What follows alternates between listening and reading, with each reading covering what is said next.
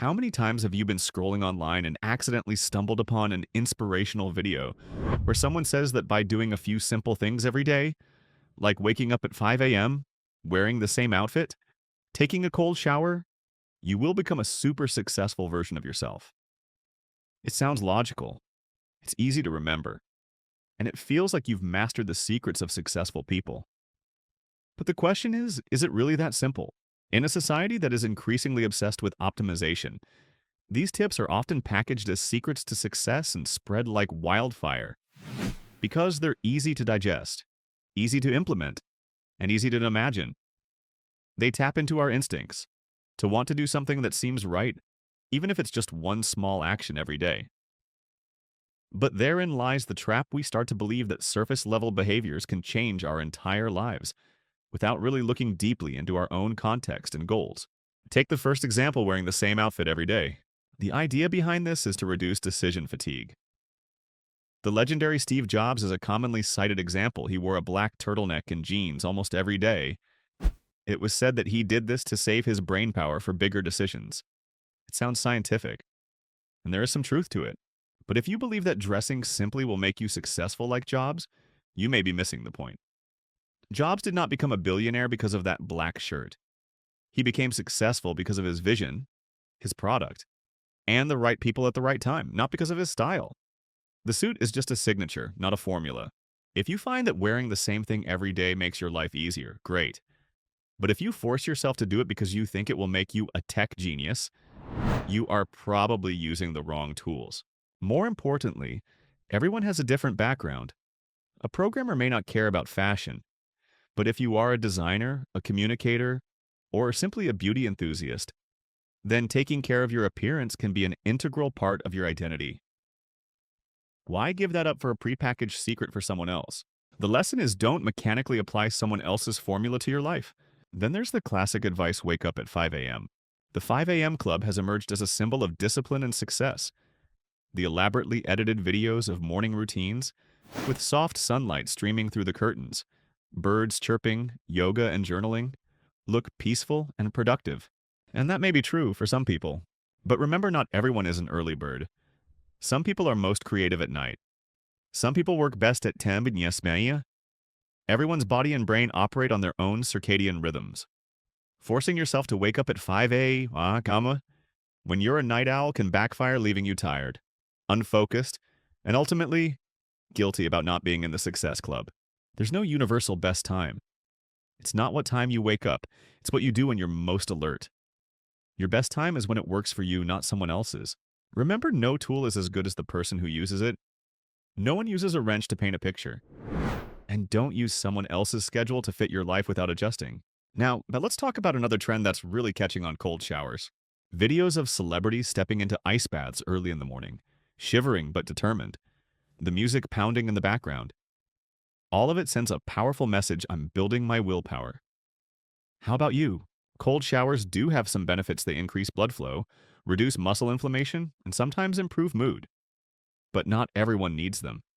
And you certainly don't become stronger just because you can handle cold water. Willpower doesn't come from randomly challenging your body. It comes from committing to something meaningful. Someone can soak in ice water for 2 minutes every morning, but if they don't do anything that contributes to their long-term goals, it's just an empty ritual. We often confuse appearance with ability. We see successful people doing something and think that if we just copy them, we will get the same results. But maybe they do it after they have succeeded, or because they have the means to experiment. That is not the cause, it is the expression. You can definitely try it. But be honest with yourself, what are you doing it for? Do you really believe it is good for you? Or are you hoping to copy a successful version? If cold showers were the secret to success, all the Scandinavians would be billionaires. But apparently, they are not. Now, let's move on to the famous financial advice: don't buy lattes every day. It sounds reasonable. Cut out the $5 latte. Invest that money in the stock market. And a few decades later, you will have hundreds of thousands of dollars in assets. The idea of little by little is not wrong. But the mistake is to make it a formula for everyone. If you spend recklessly, then yes, it's worth reconsidering. But if that latte is one of the few small joys in your day, and you're otherwise doing well financially, then giving it up won't make you richer. It'll just make you less happy. It's about the overall strategy, not a few dollars a day. Investing, controlling big spending, avoiding bad debt. These are the factors that really determine your financial future. Don't let a few little tips cloud the big picture. Worse, the don't buy a latte advice makes you feel guilty about enjoying small pleasures. When the bigger decisions, like choosing a career, where to live, how to make money, are the deciding factors. The reason such advice is popular isn't because it actually works. It's because it's simple, it's contagious. It feels like I'm doing something good. They give you the illusion of control. When life is complicated, we tend to reach for easy solutions. Wake up early, take a cold shower, give up coffee, because our brains like to feel in control. But when we fail despite applying all those tricks, we don't question the method. We blame ourselves. Maybe I'm not disciplined enough. I'm weak. And so we keep looking for quick fixes, then get disappointed, then look for more. It's a tiring cycle. And the personal development industry relies on that same cycle to sell courses, apps, books. Not all of them are useless, but many of them are just mental caffeine. They give you a temporary feeling of well-being, but they don't bring long-term change. Successful people don't just do the same things every day. They are systematic. They are driven. They are flexible. And most importantly, they know what's essential to them. Not because they meditate for 10 minutes every morning, but because they know how to focus on what's important in a world full of distractions. And you won't see that on TikTok, because it can't be condensed into a 30-second video. There's no 3-step checklist. There's no morning mantra. There's just a long process, full of trial, error, tweaking, and patience. So we're back to the more digestible stuff. Waking up early is success. Making your bed is a good start. Drinking water is happiness.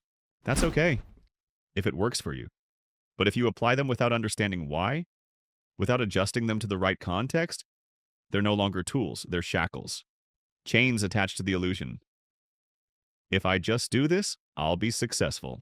The truth is, you don't become successful because of a habit. You succeed because you understand why you choose a habit and know when to change it. Imagine someone who works 9 hours a day, has 2 small children, lives in a big city. How can they have an ideal morning routine of 2 hours of meditation, gym, journaling, reading, learning English? It's impossible, and you shouldn't try. But social media doesn't show you that. It only shows you the polished version, people with time, support, space, and tells you that you can be like them if you just try a little harder. So you feel like you're not enough, always not enough? Inspirational content can motivate you, but it can also create an illusion. What you need is clarity. What is real motivation? What is a packaged dream? When you strip away the layers of success myths that society has built up, you don't fall into a void. You enter a state of awareness. You stop chasing. You start observing. You listen to yourself. And from there, you build the path that's right for you. You don't need to meditate for 4 hours a day. You can start with 4 minutes.